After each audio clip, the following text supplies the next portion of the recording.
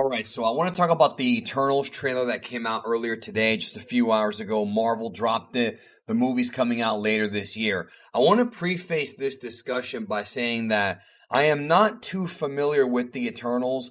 I never really read it as a kid. I read Spider-Man and, some X-Men and some Captain America. I read a little bit of everything when I was a kid, but the Eternals always seemed to not be something I would read too much of. And at all, actually, I never read any of it. And I only knew some of them from being in the Marvel trading cards I would collect, but I never actually knew any stories. So going into this film, as far as comparing it to its comic book counterpart, I'm not going to have much in the way of that. Although, if you have a specific Eternal storyline you think I should read, please leave a comment down below because I really want to know more about these guys as we approach the summer before the movie comes out. The opening of this trailer is just magnificent, and I can't show it to you because of copyright. Every time I do a trailer breakdown where I show the trailer, I end up getting struck or claimed, and I don't want to deal with that anymore. Okay, so I'm assuming most of you already saw it, but I want to give my thoughts. So the opening of the trailer is beautiful. They have this shot of this beach, like by a cliff or whatever. And then this giant ship shows up. I think there's natives there and whatnot. But it just looks great. Like, it looks so like, it's obviously a movie, but it looks like something out of a Zack Snyder film, and in a good way, because Zack Snyder is a great visionary director. It looks great. And there's like this voiceover where it talks about how we've watched, we've helped them progress, with the idea here being that the Eternals have been gods that have existed for centuries. I actually did a video on this channel going into spoilers for the film, which I will leave a link to at the end of this video for you to watch. So we do have what appears to be a full plot synopsis, not details, but there's a plot synopsis for the film. And basically it talks about that, how the Eternals were gods, or they were worshipped as gods, for many, many years, centuries, in fact, and they have helped civilization kind of, trek forward with throughout the years and centuries. But basically in the trailer it says that they've never interfered, which I could have sworn they interfered before, at least once or twice, but it's basically saying they've never interfered until now. So some kind of event would cause them to interfere. Now, obviously, as a fan of the MCU, and this movie is part of Phase 4 of the MCU, I often wonder, well, why didn't they help out against Thanos? I'm talking about in the Infinity War storyline when Thanos had come to Earth. Like, where's that at? In the movies. Why didn't they help out against, like all the foes that Thor went up against? I guess some of that was in Asgard, so that kind of makes sense. They wouldn't have known that. But I mean, there's so many threats the world has faced and they haven't interfered.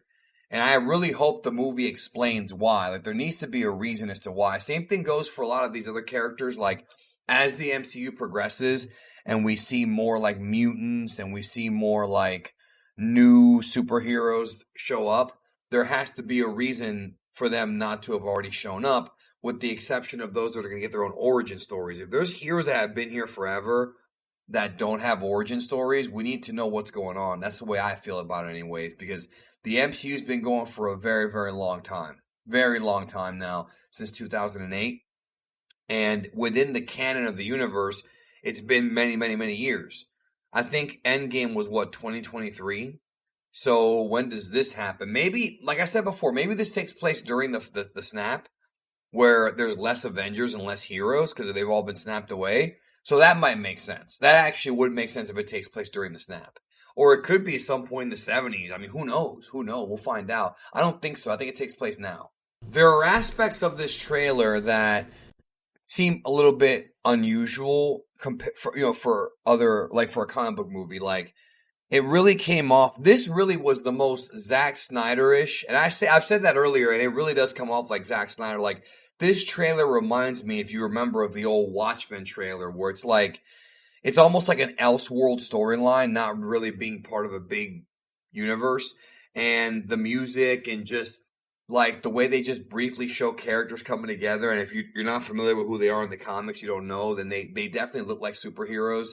They don't look like just movie versions of superheroes. They look like they belong out of a comic book. And that's refreshing in a way for the MCU, because they've tried to kind of take their comic book characters and make them more realistic, which makes sense. I mean, we're talking about a movie here as opposed to a comic. The spandex doesn't really work as well as it used to in these kind of movies. So I appreciate that, but it had a very different feel to it, a very, very different feel. And it actually looks like more of a suspense thriller than like a traditional superhero movie. I mean, obviously you can see the heroes as they come together, but it looks more like a suspense thriller, like one of those like one of those old like David S. Goyer, um, you know, like one of those kind of like Powder or like The Crow, like one of those kinds of films, not like a traditional, like I said, spandex clad wearing hero. There's a joke in the trailer where they're like, well, now that Captain Rogers and Iron Man are both gone, who's going to lead the Avengers? And somebody was like, I could lead them, and it was all funny. So, obviously that confirms that this movie takes place now, or not now, but after Endgame, which I guess would be what, 2023?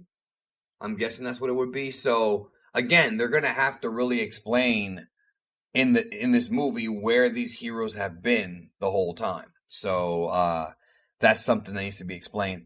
Once again, though, I do have full well, not full, but large spoilers on the channel for this film, and we'll see how it fits into the overall MCU, because obviously they're going to need a major threat to go against them at some point in the future for Phase 4, later in Phase 4, and I feel like they're going to be involved with the other members of the teams at one point, including Captain Marvel and these Scarlet Witch, these really strong characters. So they're going to need to have a real threat, a real galactic level threat to make it a big deal. Anyways, that's it. That's all I have for you today on this trailer breakdown thoughts thing. And hope you like the trailer, and we'll see where it goes. I look forward to seeing the movie this November. And then a month after that, Spider-Man, No Way Home. So we are stacked in 2021. Talk to you soon.